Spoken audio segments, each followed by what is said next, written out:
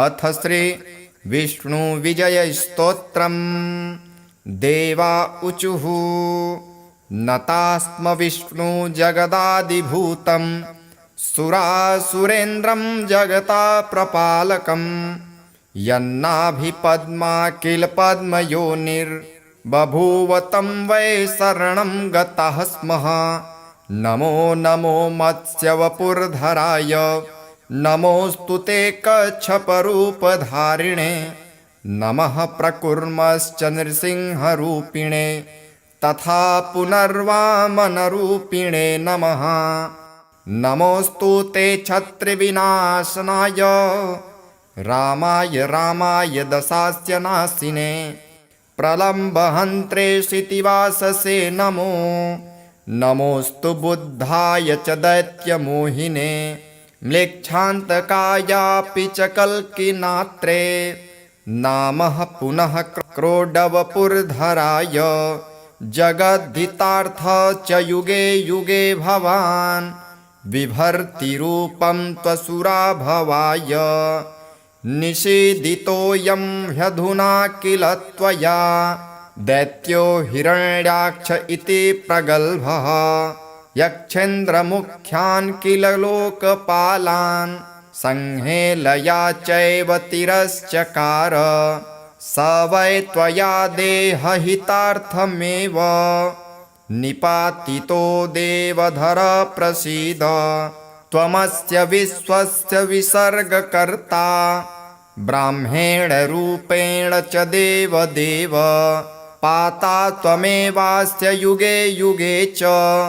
रूपाणि धत्से सुमनोहराणि त्वमेव कालान् गृहरश्च भूत्वा विश्वं क्षयं नेष्यसि चान्तकाले अतो भवानेव च विश्वकारणं न ते परं जीवमजीवमीश यत्किञ्च भूतं च भविष्यरूपं प्रवर्तमानं च तथैव रूपं सर्वं त्वमेवासि चराचराख्यं न भाति विश्वं त्वरिते च किञ्चित् अस्तीति नास्तीति च भेदनिष्ठं त्वय्येव भातं सदसत्स्वरूपं ततो भवन्तं कतमोऽपि देव ज्ञातुर्महर्त्य विपकञ्च बुद्धिः ऋते भवत्पादपरायणं जनं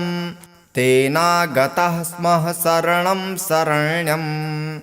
व्यास उवाच ततो विष्णुः प्रसन्नात्मा उवाच त्रिदिवौकसः तुष्टोऽस्मि देवा भद्रं वो युष्मस्तोत्रेण साम्प्रतं य इदं प्रपठेद्भक्त्या विजयस्तोत्रं मादरात् न तस्य दुर्लभं देवा त्रिषु लोकेषु किञ्चन गवां सत्सहस्रस्य सम्यदस्तस्य यत्फलं तत्फलं समवाप्नोति कीर्तनाचवणान्नरः सर्वकामप्रदं नित्यं देवदेवस्य कीर्तनम् अतः परं महाज्ञानं न भूतं न भविष्यति। अथ श्री विष्णुरक्षास्तोत्रम्। अथवा केशवाद्यस्तु रक्षां कुर्यात् प्रयत्नतः केशवः पातु पादौ मे जङ्घे नारायणोऽवतु माधवो मे कटिं पातु गोविन्दो गुह्यमेव च नाभिं विष्णुश्च मे पातु जठरं मधुसूदनः उरु त्रिविक्रमः पातु हृदयं पातु मे नरः श्रीधरः पातु कण्ठं च ऋषिकेशो मुखं मम पद्मनाभः स्तनौ पातु शीर्षं दामोदरोऽवतु एवं विन्यस्य चाङ्गेषु जपकाले तु साधकः निर्भयो जायते भूत वेतालग्रहराक्षसात् पुनर्न्यसेत् प्रयत्नेन ध्यानं कुर्वन् समाहितः पुरस्तात् केशवः पातु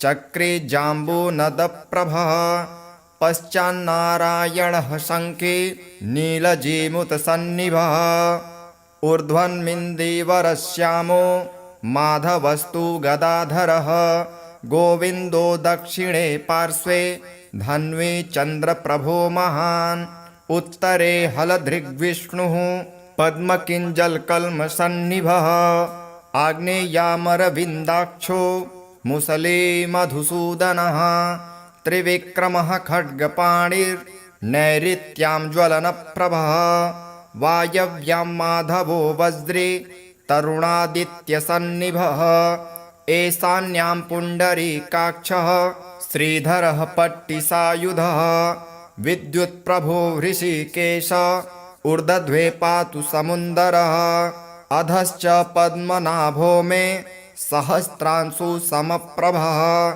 सर्वायुधः सर्वशक्तिः सर्वाद्यः सर्वतोमुखः इन्द्रगोपप्रभः पायात् पाशहस्तोपराजितः स बाह्याभ्यन्तरे देहमव्याद्यामोदरो हरिः एवं सर्वत्र निश्चिन्द्रं नाम द्वादशपञ्जरं प्रविष्टोऽहं न मे किञ्चित् द्वयमस्ति कदाचनः एवं रक्षाविधायाथ दुर्धर्षो जायते नरः सर्वेषु नृहरिर्मन्त्र वर्गेष्वेवं विधिर्मतः। अथ श्री अष्टलक्ष्मीस्तोत्रम् सुमनसवन्दितसुन्दरि माधवि चन्द्रसहोदरि हेममये मुनिगणवन्दितमोक्षप्रदायिनि मञ्जुले भासिनि वेदनुते पङ्कजवासिनि देवसुपूजित सद्गुणवर्षिणि शान्तियुते जय जय हे मधुसूदन कामिनि आदिलक्ष्मि सदा पालय माम् ऐकलिकल्मषनाशिनि कामिनि वैदिकरूपिणि वेदमये क्षीरसमुद्भवमङ्गलरूपिणि मन्त्रनिवासिनि मन्त्रनुते मङ्गलदायिनि अम्बुजवासिनि देवगणाश्रितपादयुते जय जय हे मधुसूदन कामिनि धान्यलक्ष्मि सदा पालय माम् जय वरवर्णिनि वैष्णवि भार्गवि मन्त्रस्वरूपिणि मन्त्रमये सुरगणपूजित शीघ्रफलप्रद ज्ञानविकासिनि शास्त्रनुते भवभयहारिणि पापविमोचनि साधुजनाश्रितपादयुते जय जय हे मधुसूदन कामिनि धैर्यलक्ष्मि सदा पालय माम् जय जय दुर्गतिनाशिनि कामिनि सर्वफलप्रदशास्त्रमये रथगजतुर्गपदादिसमावृत्तिपरिजनमण्डितलोकनुते हरिहर ब्रह्म सुपूजित सेवित तापनिवारण पादयुते जय जय हे मधुसूदन कामिनि गजलक्ष्मी परिपालय माम् ऐ खगवाहिनि मोहिनि चक्रिणि रागविवर्धिनि ज्ञानमये गुणगणवारिधि लोकहितैषिणि स्वरसप्तभूषितगाननुते सकलसुरासुरदेवमुनीश्वरमानववन्दितपादयुते जय जय हे मधुसूदन कामिनि सन्तानलक्ष्मि सदा पालय माम् जय कमलासनि सद्गतिदायिनि ज्ञानविकासिनि गानमये अनुदिनमर्चितकुङ्कुमधूसरभूषितवासितवाद्यनुते कनकधरास्तुतिवैभववन्दित शङ्करदेशिकमान्यपदे जय जय हे मधुसूदन कामिनि विजयलक्ष्मी सदा पालय माम्।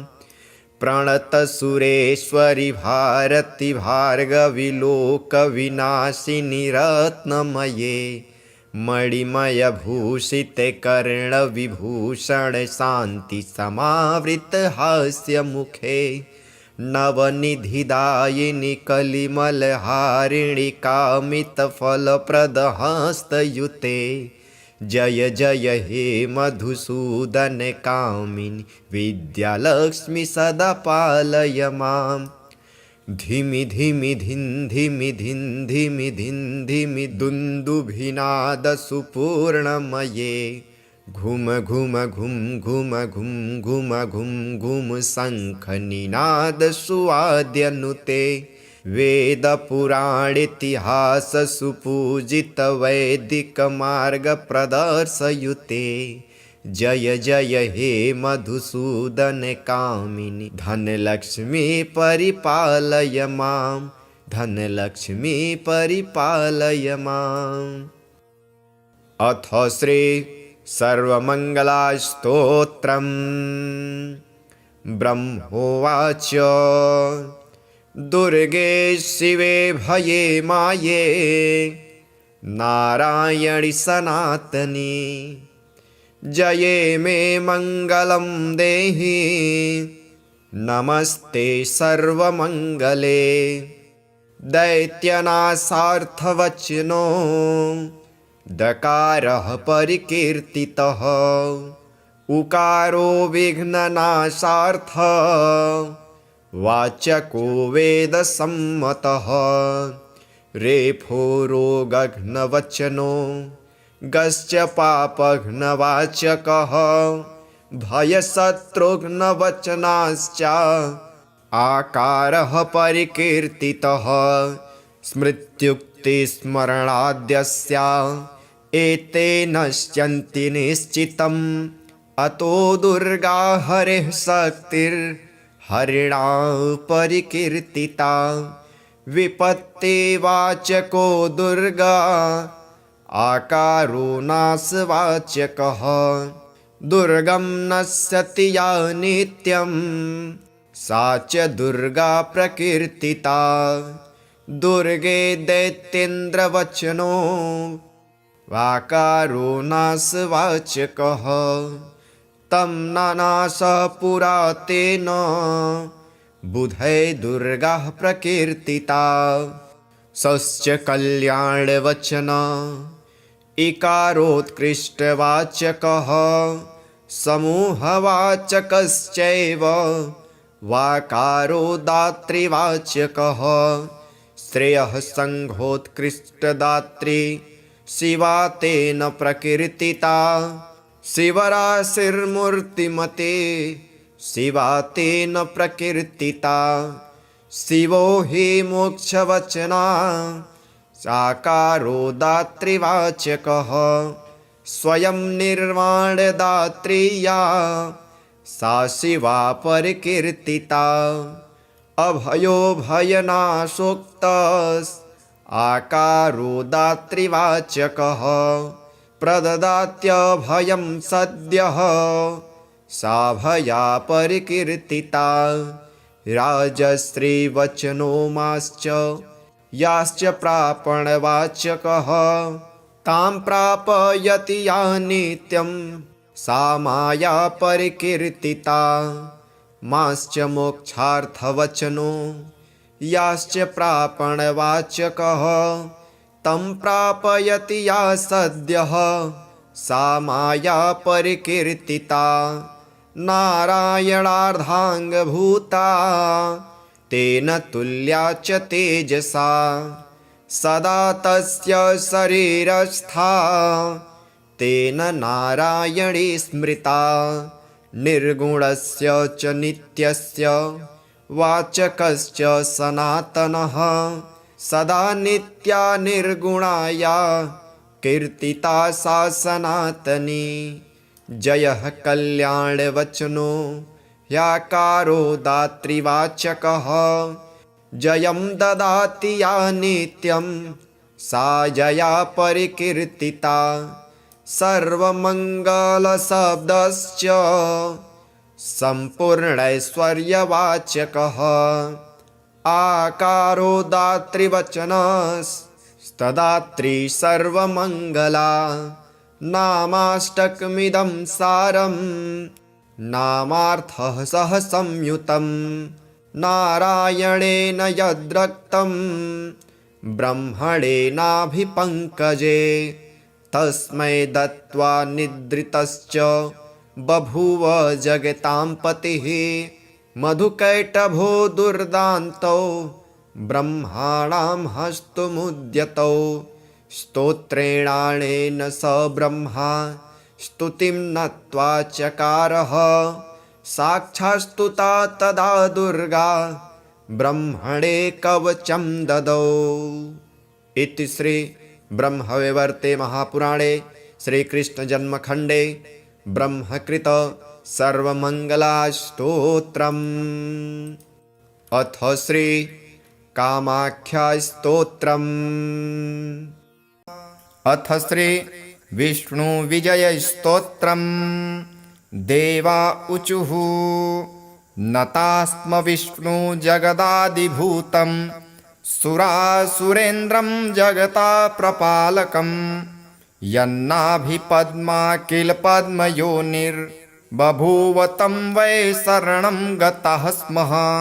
नमो नमो मत्स्यवपुर्धराय नमोऽस्तु ते कच्छपरूपधारिणे।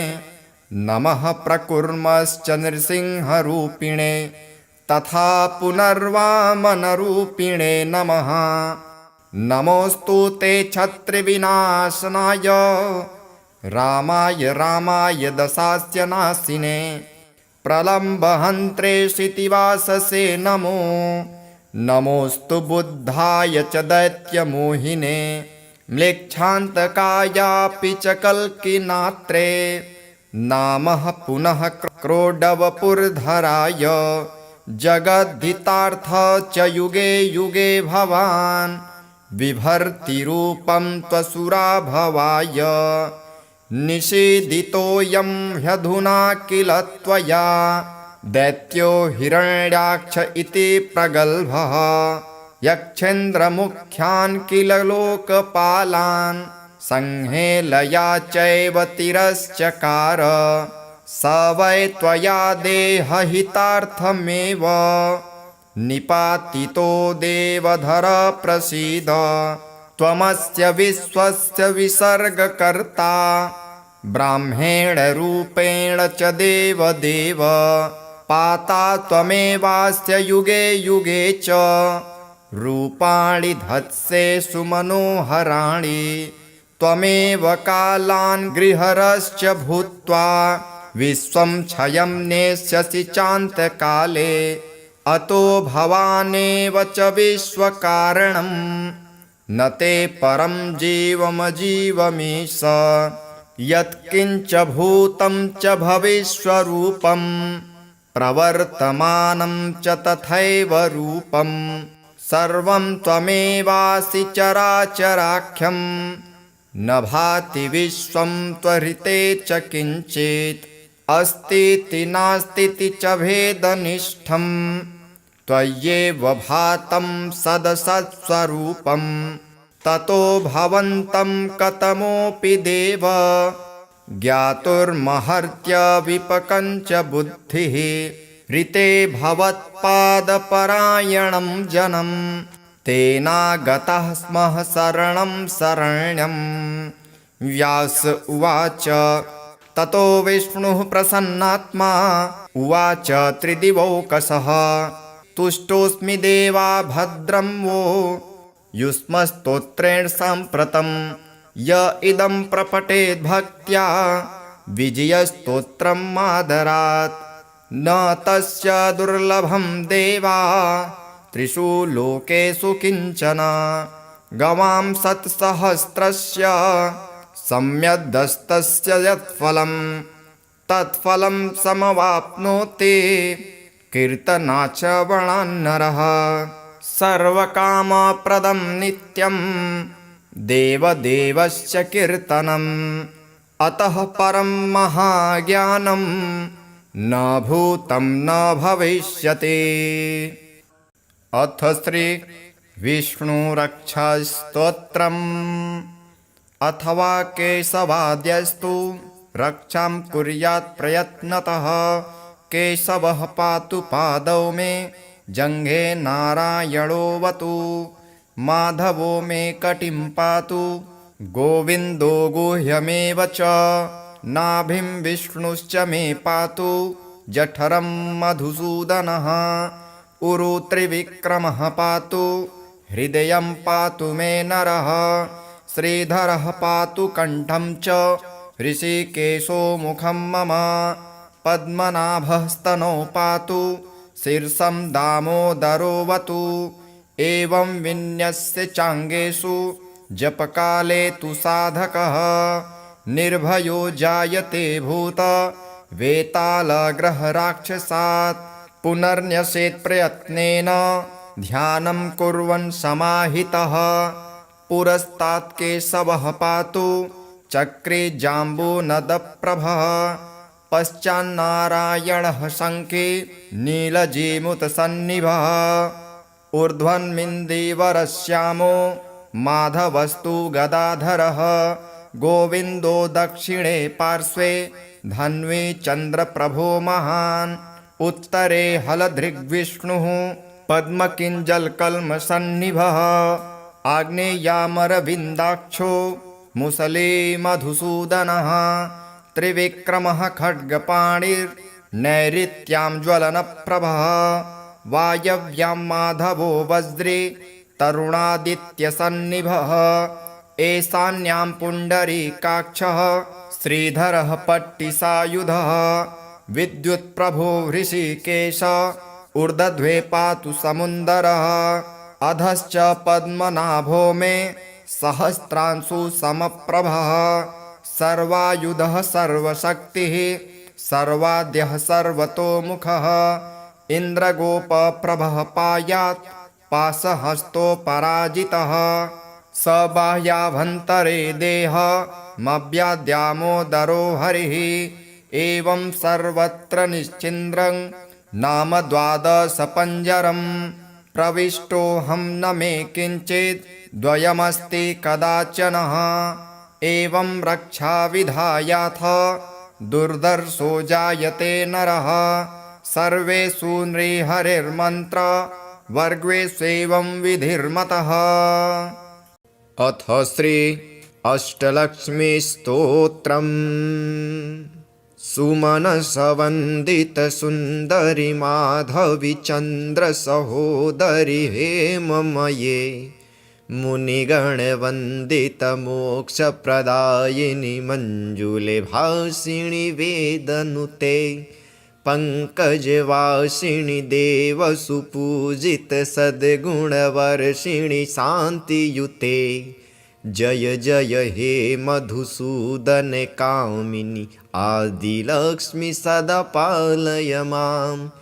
अयि कलिकल्मषनाशिनि कामिनि वैदिकरूपिणि वेदमये।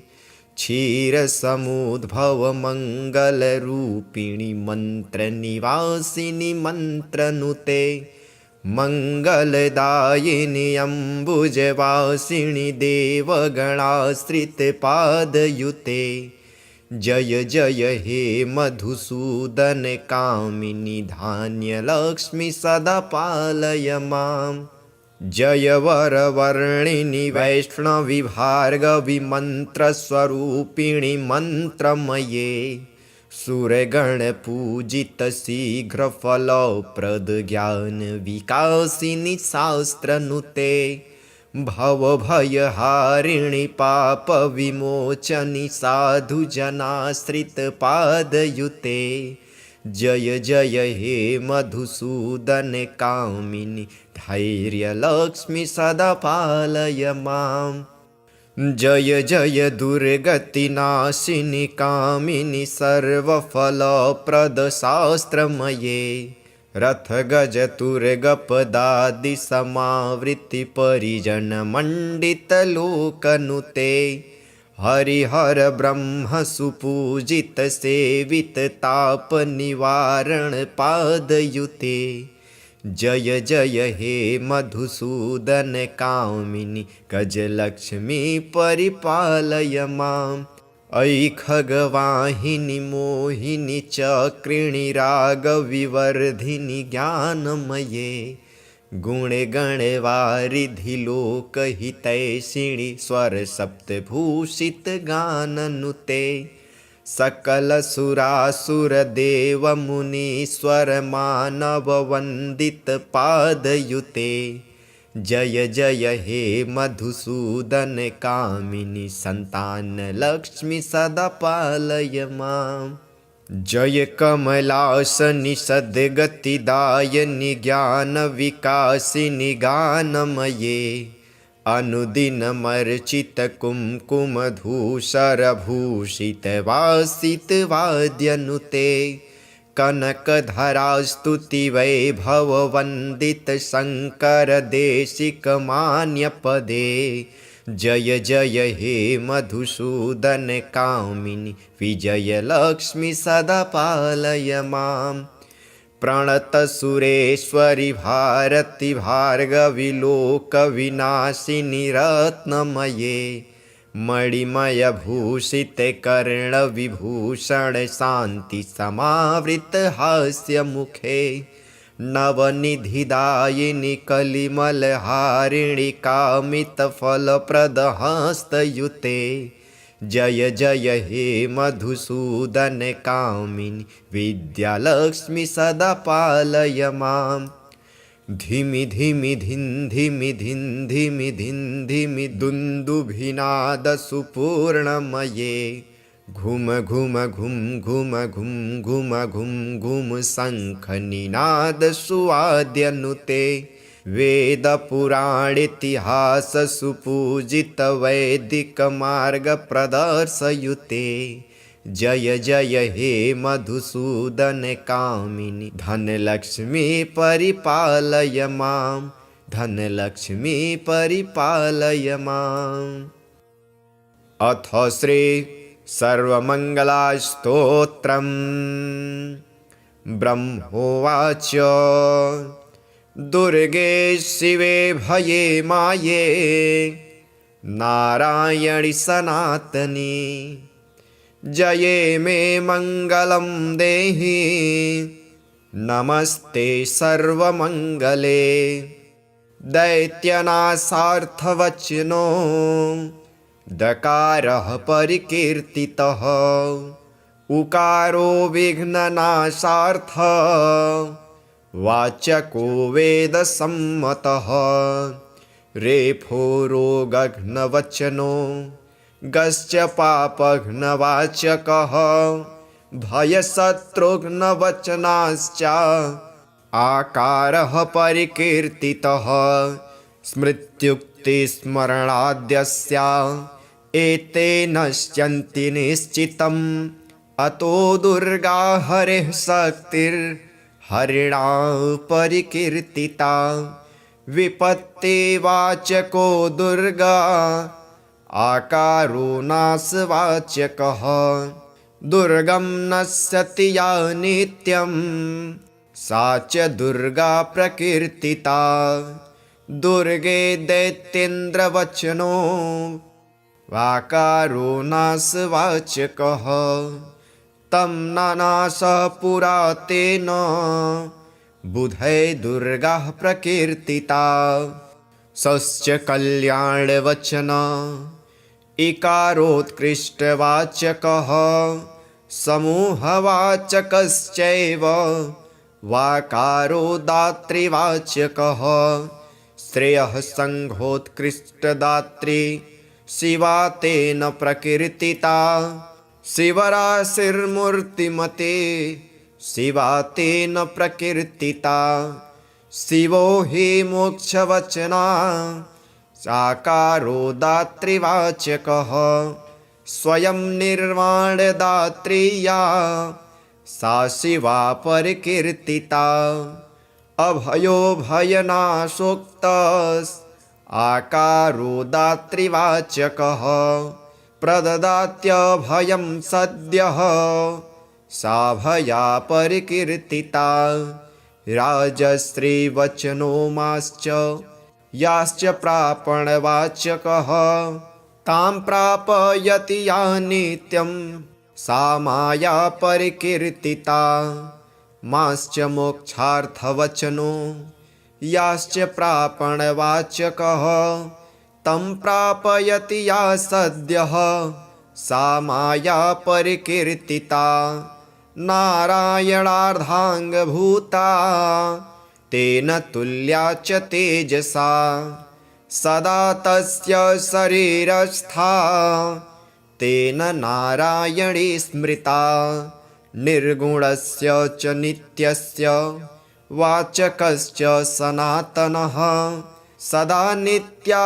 निर्गुणाया कीर्तिता सा सनातनी जयः कल्याणवचनो ह्याकारो दातृवाचकः जयं ददाति या नित्यं सा जया परिकीर्तिता सर्वमङ्गलशब्दश्च सम्पूर्णैश्वर्यवाचकः आकारो दातृवचनस्तदात्री सर्वमङ्गला नामाष्टकमिदं सारं नामार्थः सह संयुतं नारायणेन यद्रक्तं ब्रह्मणेनाभिपङ्कजे तस्मै दत्त्वा निद्रितश्च बभूव जगतां पतिः मधुकैटभो दुर्दान्तौ ब्रह्माणां हस्तमुद्यतौ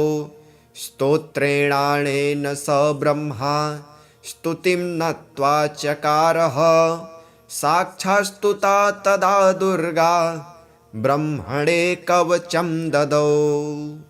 इति श्री ब्रह्मवैवर्ते महापुराणे श्रीकृष्णजन्मखण्डे ब्रह्मकृत सर्वमङ्गलास्तोत्रम्। अथ श्री कामाख्यास्तोत्रम्। अथ श्री विष्णुविजयस्तोत्रम्। देवा ऊचुः नतास्म विष्णु जगदादिभूतं सुरासुरेन्द्रं जगता प्रपालकं यन्नाभिपद्मा किल पद्मयोनिर्बभूव तं वै शरणं गतः स्मः। नमो नमो मत्स्यवपुर्धराय नमोऽस्तु ते कच्छपरूपधारिणे नमः प्रकुर्मश्च नृसिंहरूपिणे तथा पुनर्वामनरूपिणे नमः। नमोऽस्तु ते छत्रिविनाशनाय रामाय दशास्य नाशिने प्रलम्बहन्त्रे क्षितिवाससे नमो। नमोऽस्तु बुद्धाय च दैत्यमोहिने म्लेच्छान्तकायापि च कल्किनात्रे नामः पुनः क्रोडवपुर्धराय जगद्धितार्थ च युगे युगे भवान् बिभर्तिरूपं त्वसुराभवाय निषेदितोऽयं ह्यधुना किल त्वया दैत्यो हिरण्याक्ष इति प्रगल्भः यक्षेन्द्रमुख्यान् किल लोकपालान् संहेलया चैव तिरश्चकार स वै त्वया देहहितार्थमेव निपातितो देवधर प्रसीद त्वमस्य विश्वस्य विसर्गकर्ता ब्राह्मेण रूपेण च देवदेव पाता त्वमेवास्य युगे युगे च रूपाणि धत्से सुमनोहराणि त्वमेव कालान् गृहरश्च भूत्वा विश्वं क्षयं नेष्यसि चान्तकाले अतो भवानेव च विश्वकारणं न ते परं जीवमजीवमीश यत्किञ्च भूतं च भविष्यरूपं प्रवर्तमानं च तथैव रूपं सर्वं त्वमेवासि चराचराख्यं न भाति विश्वं त्वरिते च किञ्चित् अस्तीति नास्तीति च भेदनिष्ठं त्वय्येव भातं सदसत्स्वरूपं ततो भवन्तं कतमोऽपि देव ज्ञातुर्महर्त्यविपकञ्च बुद्धिः ऋते भवत्पादपरायणं जनं तेनागतः स्मः शरणं शरण्यं।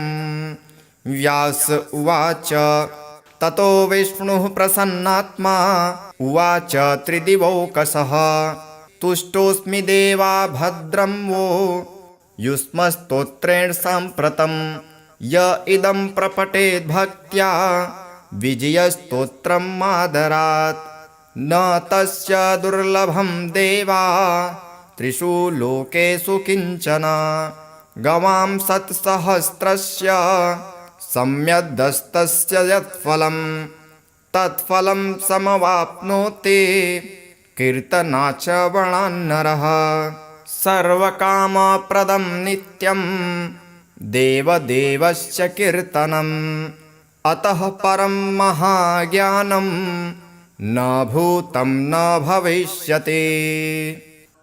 अथ श्री विष्णुरक्षास्तोत्रम् अथवा केशवाद्यस्तु रक्षां कुर्यात् प्रयत्नतः केशवः पातु पादौ मे जङ्घे नारायणोऽवतु माधवो मे कटिं पातु गोविन्दो गुह्यमेव च नाभिं विष्णुश्च मे पातु जठरं मधुसूदनः उरु त्रिविक्रमः पातु हृदयं पातु मे नरः श्रीधरः पातु कण्ठं च ऋषिकेशो मुखं मम पद्मनाभः स्तनौ पातु शीर्षं दामोदरोऽवतु एवं विन्यस्य चाङ्गेषु जपकाले तु साधकः निर्भयो जायते भूत वेतालग्रहराक्षसात् पुनर्न्यसेत् प्रयत्नेन ध्यानं कुर्वन् समाहितः पुरस्तात् केशवः पातु चक्रे जाम्बूनदप्रभः पश्चान्नारायणः शङ्खे नीलजीमुतसन्निभः ऊर्ध्वन्मिन्दीवरश्यामो माधवस्तु गदाधरः गोविन्दो दक्षिणे पार्श्वे धन्वी चन्द्रप्रभो महान् उत्तरे हलधृग्विष्णुः पद्मकिञ्जलकल्मषन्निभः आग्नेयामरविन्दाक्षो मुसले मधुसूदनः त्रिविक्रमः खड्गपाणिर्नैऋत्यां ज्वलनप्रभः वायव्यां माधवो वज्रे तरुणादित्यसन्निभः ईशान्यां पुण्डरीकाक्षः श्रीधरः पट्टिसायुधः विद्युत्प्रभो हृषीकेश ऊर्ध्वे पातु समुन्दरः अधश्च पद्मनाभो मे सहस्रांशु समप्रभः सर्वायुधः सर्वशक्तिः सर्वाद्यः सर्वतोमुखः इन्द्रगोपप्रभः पायात् पाशहस्तोपराजितः स बाह्याभ्यन्तरे देहमव्याद्यामोदरो हरिः एवं सर्वत्र निश्चिन्द्रं नाम द्वादशपञ्जरं प्रविष्टोऽहं न मे किञ्चित् द्वयमस्ति कदाचनः एवं रक्षाविधायाथ दुर्धर्षो जायते नरः सर्वेषु नृहरिर्मन्त्र वर्गेष्वेवं विधिर्मतः।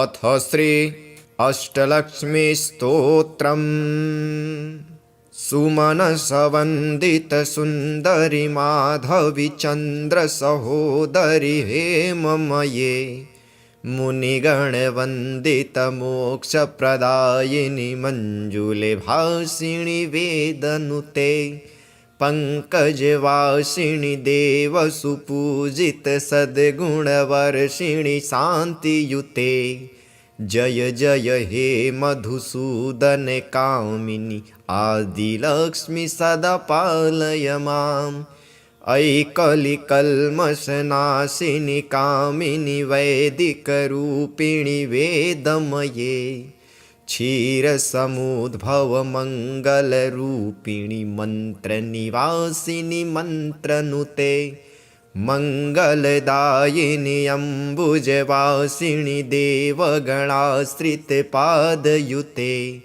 जय जय हे मधुसूदन कामिनि धान्यलक्ष्मि सदा पालय माम् जय वरवर्णिनि वैष्णवि भार्गवि मन्त्रस्वरूपिणि मन्त्रमये सुरगणपूजित शीघ्रफलप्रद ज्ञानविकासिनि शास्त्रनुते भवभयहारिणि पापविमोचनि साधुजनाश्रितपादयुते जय जय हे मधुसूदन कामिनि धैर्यलक्ष्मि सदा पालय माम् जय जय दुर्गतिनाशिनि कामिनि सर्वफलप्रदशास्त्रमये रथगजतुर्गपदादि समावृत्ति परिजनमण्डितलोकनुते हरिहर ब्रह्म सुपूजित सेवित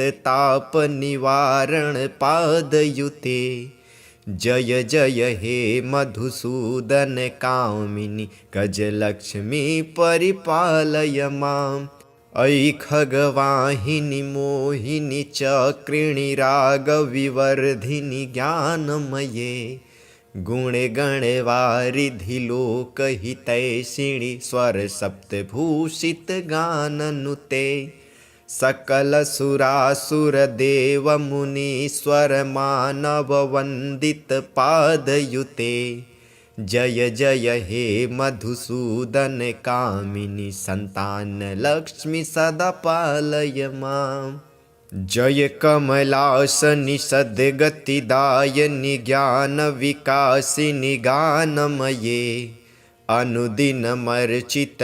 कुङ्कुमधूसरभूषितवासितवाद्यनुते कनकधरास्तुति वैभववन्दित शङ्करदेशिकमान्यपदे जय जय हे मधुसूदन कामिनि विजयलक्ष्मि सदा पालय माम् प्रणतसुरेश्वरि भारति भार्गवि लोकविनाशिनि रत्नमये मणिमयभूषित कर्णविभूषण शान्ति समावृत हास्यमुखे नवनिधिदायिनि कलिमलहारिणि कामितफलप्रदहस्तयुते जय जय हे मधुसूदन कामिनि विद्यालक्ष्मि सदा पालय माम् धिमि धिमि धिन् धिमि धिन् धिमि धिन् धिमि दुन्दुभिनादसुपूर्णमये घुम घुम घुम घुम घुम घुम घुम घुम शङ्खनिनादसुवाद्यनुते वेदपुराणेतिहाससुपूजित वैदिकमार्गप्रदर्शयुते जय जय हे मधुसूदन कामिनि धनलक्ष्मी परिपालय माम् धनलक्ष्मी परिपालय माम् अथ श्री सर्वमङ्गलास्तोत्रम् ब्रह्मोवाच दुर्गे शिवे भये माये नारायणि सनातनी जये मे मङ्गलं देहि नमस्ते सर्वमङ्गले दैत्यनाशार्थवचनो दकारः परिकीर्तितः उकारो विघ्ननाशार्थ वाचको वेदसम्मतः रेफो रोगघ्नवचनो गश्च पापघ्नवाचकः भयशत्रुघ्नवचनाश्च आकारः परिकीर्तितः स्मृत्युक्तिस्मरणाद्यस्य एते नश्यन्ति निश्चितम् अतो दुर्गा हरिः शक्तिर् हरिणा परिकीर्तिता। विपत्तिवाचको दुर्गा आकारो नाशवाचकः। दुर्गं नश्यति या नित्यं सा च दुर्गा प्रकीर्तिता। दुर्गे दैत्येन्द्रवचनो वाकारो नाशवाचकः। तं नानाश पुरा तेन बुधै दुर्गा प्रकीर्तिता। सश्च कल्याणवचन इकारोत्कृष्टवाचकः। समूहवाचकश्चैव वाकारो दातृवाचकः। श्रेयः संघोत्कृष्टदात्री शिवा तेन प्रकीर्तिता। शिवराशिर्मूर्तिमते शिवा तेन प्रकीर्तिता। शिवो हि मोक्षवचना साकारो दातृवाचकः। स्वयं निर्वाणदात्री या सा शिवा परिकीर्तिता। अभयो भयनाशोक्तस् आकारो दातृवाचकः। प्रददात्यभयं सद्यः सा भया परिकीर्तिता। राजश्रीवचनो माश्च याश्च प्रापणवाचकः। तां प्रापयति या नित्यं सा माया परिकीर्तिता। माश्च मोक्षार्थवचनो याश्च प्रापणवाचकः। तं प्रापयति या सद्यः सा माया परिकीर्तिता। नारायणार्धाङ्गभूता तेन तुल्या च तेजसा। सदा तस्य शरीरस्था तेन नारायणी स्मृता। निर्गुणस्य च नित्यस्य वाचकश्च सनातनः। सदा नित्या निर्गुणाया कीर्तिता सा सनातनी। जयः कल्याणवचनो ह्याकारो दातृवाचकः। जयं ददाति या नित्यं सा जया परिकीर्तिता।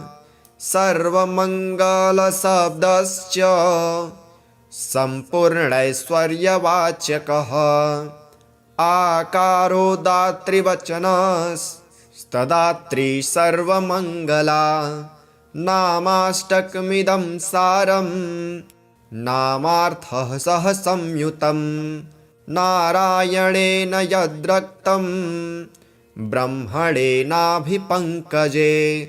तस्मै दत्त्वा निद्रितश्च बभूव जगतां पतिः। मधुकैटभो दुर्दान्तौ ब्रह्माणां हस्तमुद्यतौ। स्तोत्रेणानेन स ब्रह्मा स्तुतिं नत्वा चकारः। साक्षात्स्तुता तदा दुर्गा ब्रह्मणे कवचं ददौ। इति श्री ब्रह्मवैवर्ते महापुराणे श्रीकृष्णजन्मखण्डे ब्रह्मकृत सर्वमङ्गलास्तोत्रम्।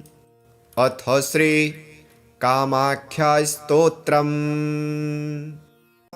अथ श्री विष्णुविजयस्तोत्रम्। देवा ऊचुः नतास्म विष्णु जगदादिभूतं।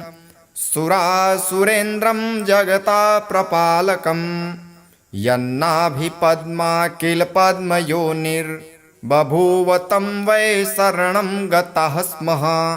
नमो नमो मत्स्यवपुर्धराय नमोऽस्तु ते कच्छपरूपधारिणे। नमः प्रकुर्मश्च नृसिंहरूपिणे तथा पुनर्वामनरूपिणे नमः। नमोऽस्तु ते छत्रिविनाशनाय रामाय रामाय दशास्य नाशिने। प्रलम्बहन्त्रे क्षितिवाससे नमो। नमोऽस्तु बुद्धाय च दैत्यमोहिने। म्लेच्छान्तकायापि च कल्किनात्रे।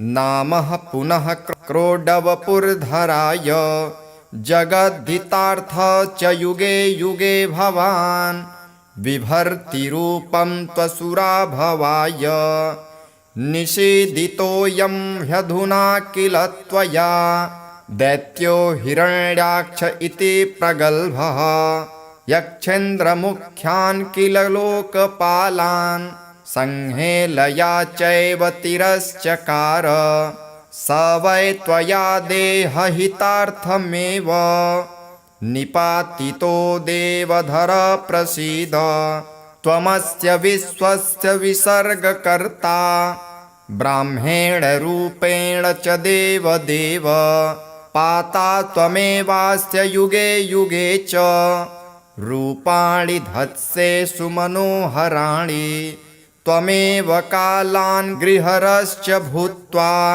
विश्वं क्षयं नेष्यसि चान्तकाले अतो भवानेव च विश्वकारणं न ते परं जीवमजीवमीश यत्किञ्च भूतं च भविष्यरूपं प्रवर्तमानं च तथैव रूपं सर्वं त्वमेवासि चराचराख्यं न भाति विश्वं त्वरिते च किञ्चित् अस्तीति नास्तीति च भेदनिष्ठं त्वय्येव भातं सदसत्स्वरूपं ततो भवन्तं कतमोऽपि देव ज्ञातुर्महर्त्य विपकञ्च बुद्धिः ऋते भवत्पादपरायणं जनं तेनागतः स्मः शरणं शरण्यं व्यास उवाच ततो विष्णुः प्रसन्नात्मा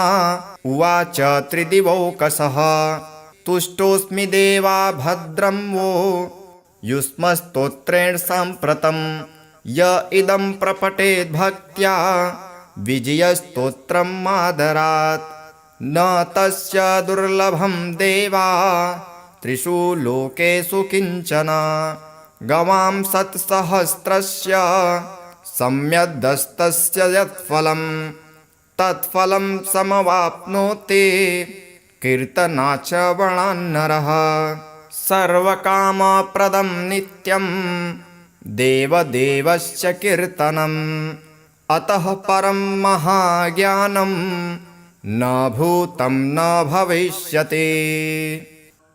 अथ श्री विष्णुरक्षास्तोत्रम् अथवा केशवाद्यस्तु रक्षां कुर्यात् प्रयत्नतः केशवः पातु पादौ मे जङ्घे नारायणोऽवतु माधवो मे कटिं पातु गोविन्दो गुह्यमेव च नाभिं विष्णुश्च मे पातु जठरं मधुसूदनः उरु त्रिविक्रमः पातु हृदयं पातु मे नरः श्रीधरः पातु कण्ठं च ऋषिकेशो मुखं मम पद्मनाभः स्तनौ पातु शीर्षं दामोदरोऽवतु एवं विन्यस्य चाङ्गेषु जपकाले तु साधकः निर्भयो जायते भूत वेतालग्रहराक्षसात् पुनर्न्यसेत् प्रयत्नेन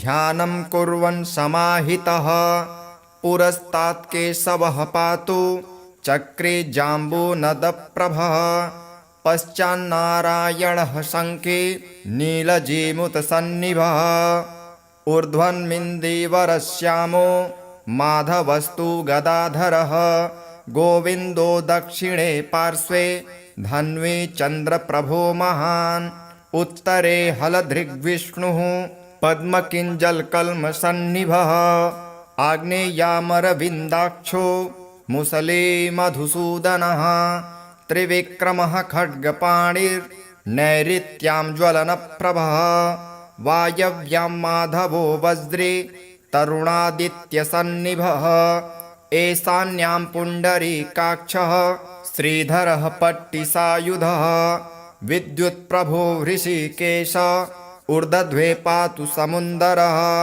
अधश्च पद्मनाभो मे सहस्रांशु समप्रभः सर्वायुधः सर्वशक्तिः सर्वाद्यः सर्वतोमुखः इन्द्रगोपप्रभः पायात् पाशहस्तो पराजितः स बाह्याभ्यन्तरे देहमव्याद्यामोदरो हरिः एवं सर्वत्र निश्चिन्द्रं नाम द्वादशपञ्जरं प्रविष्टोऽहं न मे किञ्चित् द्वयमस्ति कदाचनः एवं रक्षाविधायाथ दुर्धर्षो जायते नरः सर्वेषु नृहरिर्मन्त्र वर्गेष्वेवं विधिर्मतः। अथ श्री अष्टलक्ष्मीस्तोत्रम्। सुमनसवन्दितसुन्दरि माधवि चन्द्रसहोदरि हेममये मुनिगणवन्दितमोक्षप्रदायिनि मञ्जुले भासिनि वेदनुते पङ्कजवासिनि देवसुपूजित सद्गुणवर्षिणि शान्तियुते जय जय हे मधुसूदन कामिनि आदिलक्ष्मि सदा पालय माम् ऐकलिकल्मषनाशिनि कामिनि वैदिकरूपिणि वेदमये क्षीरसमुद्भवमङ्गलरूपिणि मन्त्रनिवासिनि मन्त्रनुते मङ्गलदायिनि अम्बुजवासिनि देवगणाश्रितपादयुते जय जय हे मधुसूदन कामिनि धान्यलक्ष्मि सदा पालय माम् जय वरवर्णिनि वैष्णवि भार्गवि मन्त्रस्वरूपिणि मन्त्रमये सुरगणपूजित शीघ्रफलप्रद ज्ञानविकासिनि शास्त्रनुते भवभयहारिणि पापविमोचनि साधुजनाश्रितपादयुते जय जय हे मधुसूदन कामिनि धैर्यलक्ष्मि सदा पालय माम् जय जय दुर्गतिनाशिनि कामिनि सर्वफलप्रद शास्त्रमये रथगजतुर्गपदादि समावृत्ति परिजनमण्डितलोकनुते हरिहर ब्रह्म सुपूजित सेवित तापनिवारण पादयुते जय जय हे मधुसूदन कामिनि गजलक्ष्मी परिपालय माम् ऐ खगवाहिनि मोहिनि चक्रिणि रागविवर्धिनि ज्ञानमये गुणगणवारिधि लोकहितैषिणि स्वरसप्तभूषितगाननुते सकलसुरासुरदेवमुनीश्वरमानववन्दितपादयुते जय जय हे मधुसूदन कामिनि सन्तानलक्ष्मि सदा पालय माम् जय कमलासनि सद्गतिदायिनि ज्ञानविकासिनि गानमये अनुदिनमर्चितकुङ्कुमधूसरभूषितवासितवाद्यनुते कनकधरास्तुतिवैभववन्दित शङ्करदेशिकमान्यपदे जय जय हे मधुसूदन कामिनि विजयलक्ष्मि सदा पालय माम् प्रणतसुरेश्वरि भारति भार्गवि लोकविनाशिनि रत्नमये मणिमयभूषितकर्णविभूषण शान्ति समावृत हास्यमुखे नवनिधिदायिनि कलिमलहारिणि कामितफलप्रदहस्तयुते जय जय हे मधुसूदन कामिनि विद्यालक्ष्मि सदा पालय माम् धिमि धिमि धिं धिमि धिं धिमि धिं धिमि दुन्दुभिनादसुपूर्णमये घुम घुम घुम घुम घुम घुम घुम घुम शङ्खनिनादसुवाद्यनुते वेदपुराणेतिहाससुपूजितवैदिकमार्गप्रदर्शयुते जय जय हे मधुसूदन कामिनि धनलक्ष्मी परिपालय मां धनलक्ष्मी परिपालय माम्।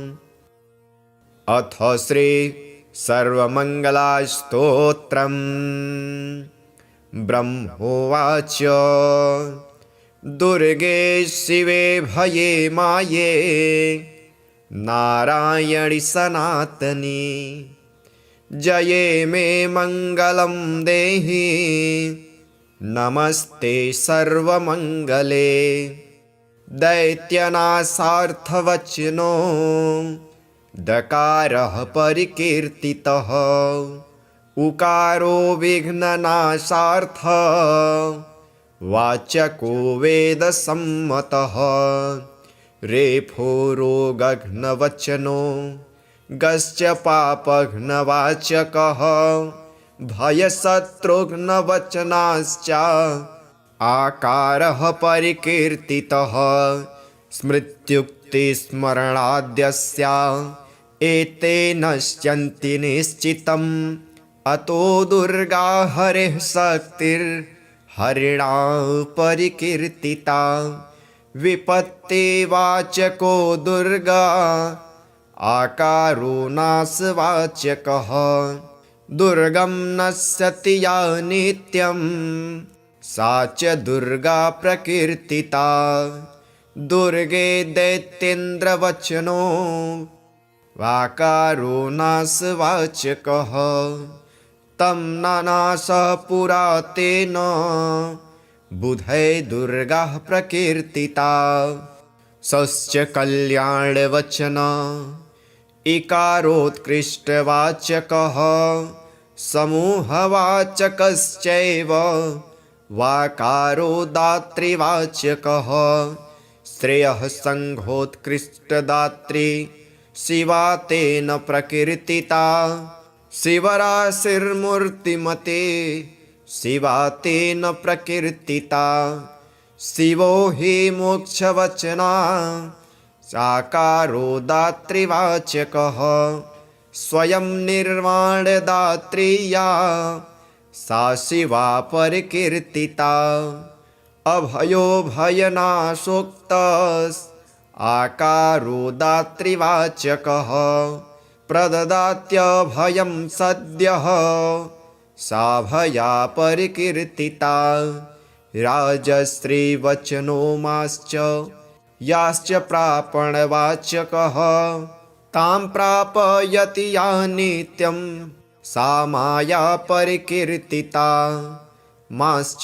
मोक्षार्थवचनो याश्च प्रापणवाचकः तं प्रापयति या सद्यः सा माया परिकीर्तिता नारायणार्धाङ्गभूता तेन तुल्या च तेजसा सदा तस्य शरीरस्था तेन नारायणी स्मृता निर्गुणस्य च नित्यस्य वाचकश्च सनातनः सदा नित्या निर्गुणाया कीर्तिता सा सनातनी जयः कल्याणवचनो ह्याकारो दातृवाचकः जयं ददाति या नित्यं सा जया परिकीर्तिता सर्वमङ्गलशब्दश्च सम्पूर्णैश्वर्यवाचकः आकारो दातृवचनस्तदात्री सर्वमङ्गला नामाष्टकमिदं सारं नामार्थः सह संयुतं नारायणेन यद्रक्तं ब्रह्मणेनाभिपङ्कजे तस्मै दत्त्वा निद्रितश्च बभूव जगतां पतिः मधुकैटभो दुर्दान्तौ ब्रह्माणां हस्तमुद्यतौ स्तोत्रेणानेन स ब्रह्मा स्तुतिं नत्वा चकारः साक्षात्स्तुता तदा दुर्गा ब्रह्मणे कवचं ददौ। इति श्री ब्रह्मवैवर्ते महापुराणे श्रीकृष्णजन्मखण्डे ब्रह्मकृत सर्वमङ्गलास्तोत्रम्। अथ श्री कामाख्यास्तोत्रम्। अथ श्री विष्णुविजयस्तोत्रम्। देवा ऊचुः नतास्म विष्णु जगदादिभूतं सुरासुरेन्द्रं जगता प्रपालकम् यन्नाभिपद्मा किल पद्मयोनिर्बभूव तं वै शरणं गताः स्मः। नमो नमो मत्स्यवपुर्धराय नमोऽस्तु ते कच्छपरूपधारिणे नमः प्रकुर्मश्च नृसिंहरूपिणे तथा पुनर्वामनरूपिणे नमः। नमोऽस्तु ते छत्रिविनाशनाय रामाय रामाय दशास्य नाशिने प्रलम्बहन्त्रे क्षितिवाससे नमो। नमोऽस्तु बुद्धाय च दैत्यमोहिने म्लेच्छान्तकायापि च कल्किनात्रे नामः पुनः क्रोडवपुर्धराय जगद्धितार्थ च युगे युगे भवान् बिभर्तिरूपं त्वसुराभवाय निषेदितोऽयं ह्यधुना किल त्वया दैत्यो हिरण्याक्ष इति प्रगल्भः यक्षेन्द्रमुख्यान् किल लोकपालान् संहेलया चैव तिरश्चकार स वै त्वया देहहितार्थमेव निपातितो देवधर प्रसीद त्वमस्य विश्वस्य विसर्गकर्ता ब्राह्मेण रूपेण च देवदेव पाता त्वमेवास्य युगे युगे च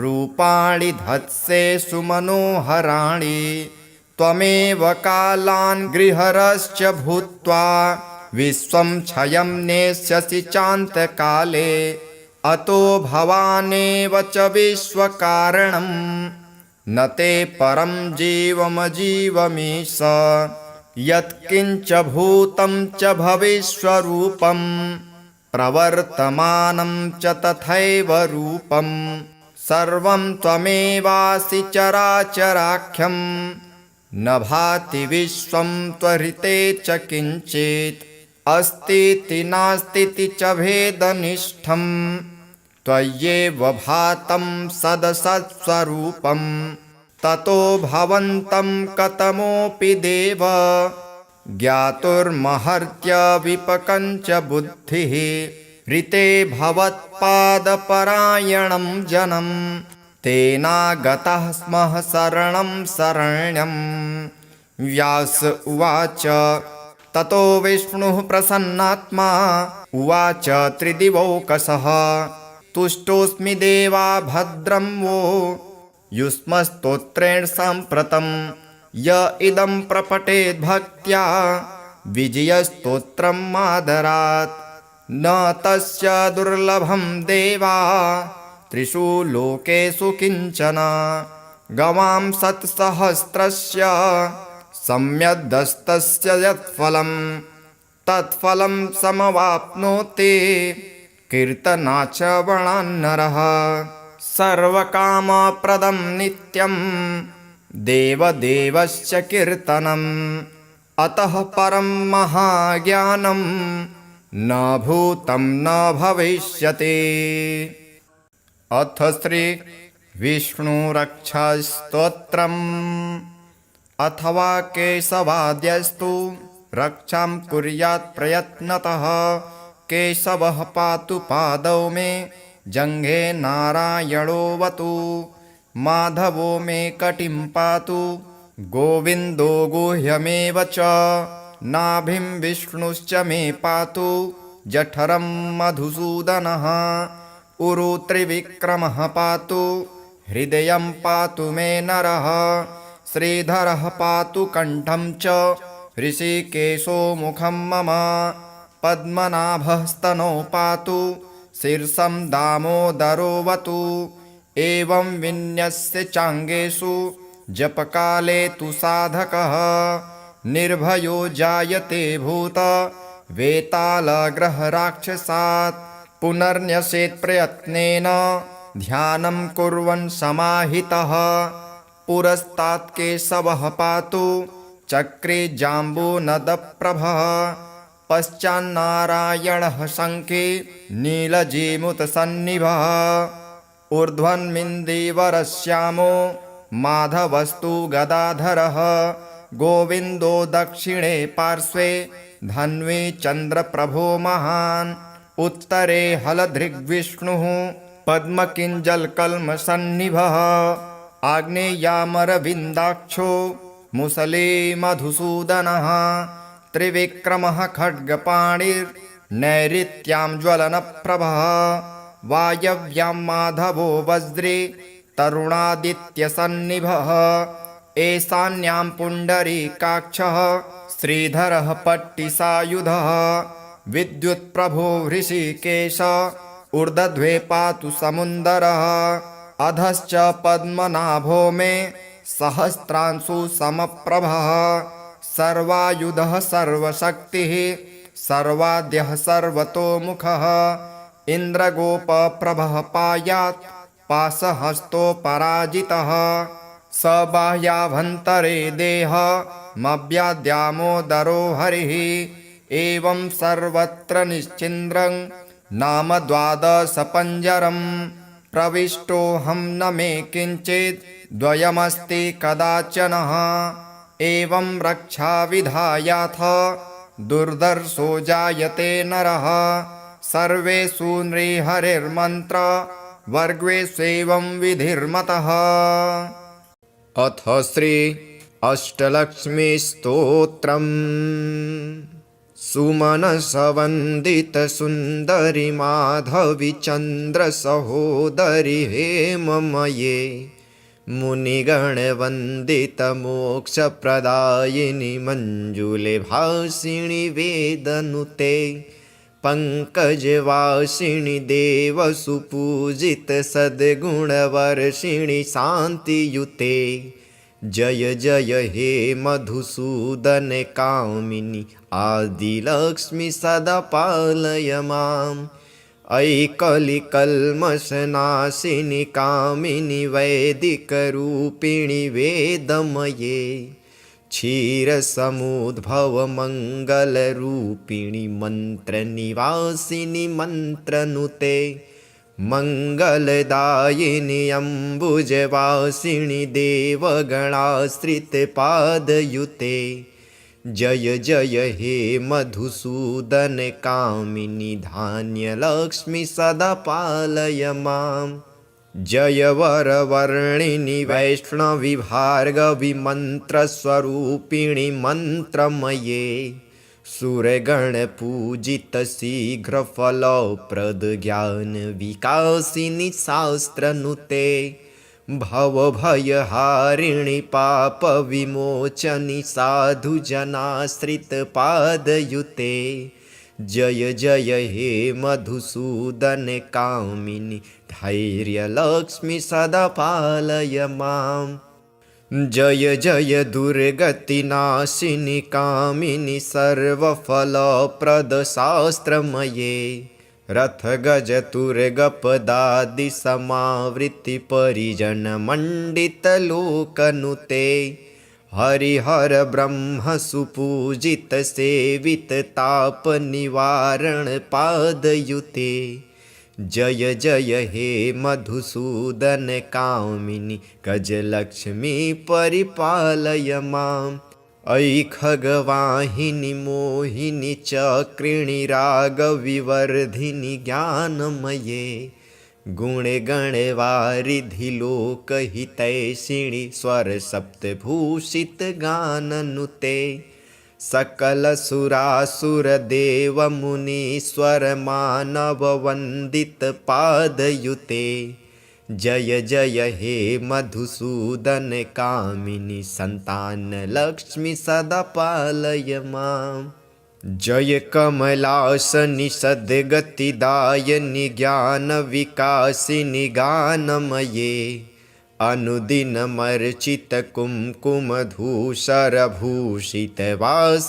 अनुदिनमर्चितकुङ्कुमधूसरभूषितवासितवाद्यनुते कनकधरास्तुति वैभववन्दित शङ्कर देशिकमान्यपदे। जय जय हे मधुसूदन कामिनि विजयलक्ष्मि सदा पालय माम्।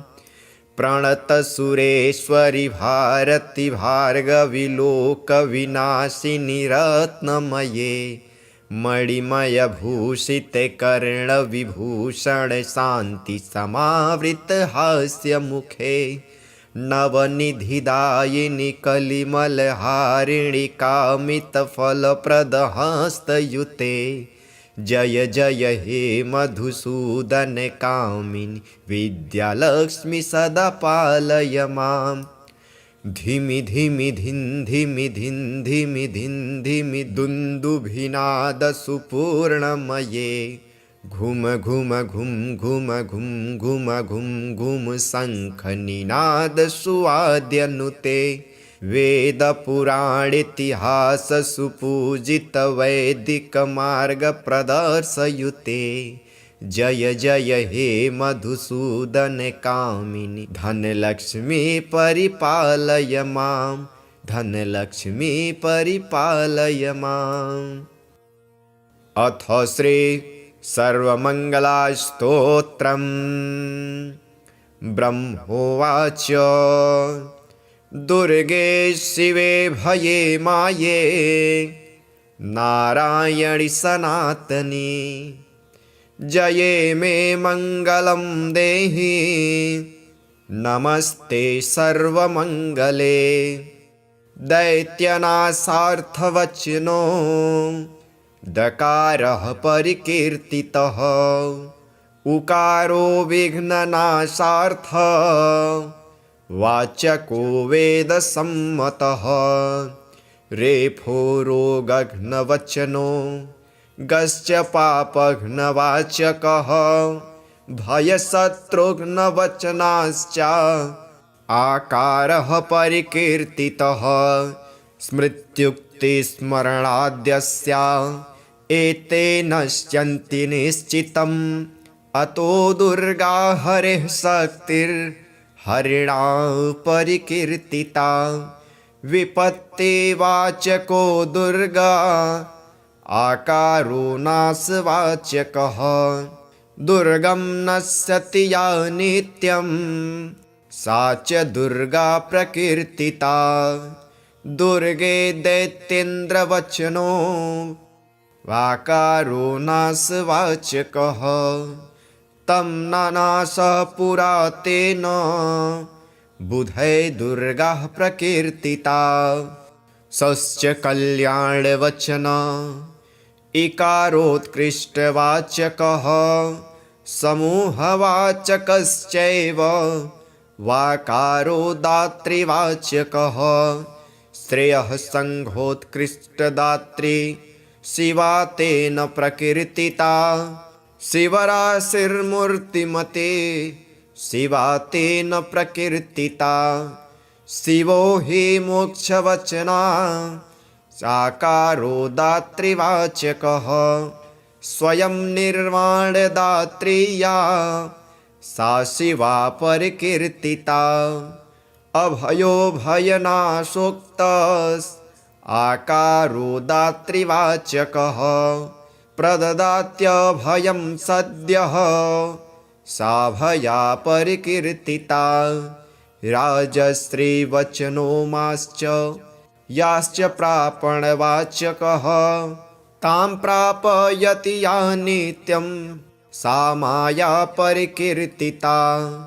माश्च मोक्षार्थवचनो याश्च प्रापणवाचकः। तं प्रापयति या सद्यः सा माया परिकीर्तिता। नारायणार्धाङ्गभूता तेन तुल्या च तेजसा। सदा तस्य शरीरस्था तेन नारायणी स्मृता। निर्गुणस्य च नित्यस्य वाचकश्च सनातनः। सदा नित्या निर्गुणाया कीर्तिता सा सनातनी।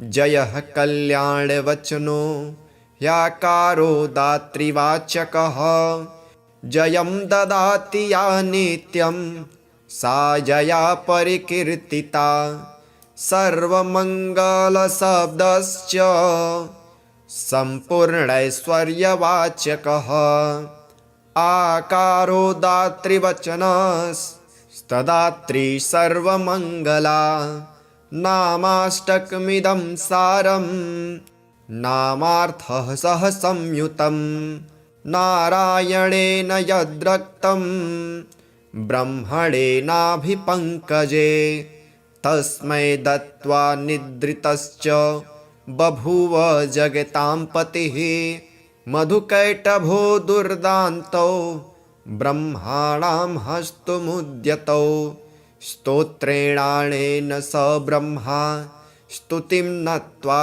चकारः साक्षात्स्तुता तदा दुर्गा ब्रह्मणे कवचं ददौ। इति श्री ब्रह्मवैवर्ते महापुराणे श्रीकृष्णजन्मखण्डे ब्रह्मकृत सर्वमङ्गलास्तोत्रम्। अथ श्री कामाख्यास्तोत्रम्।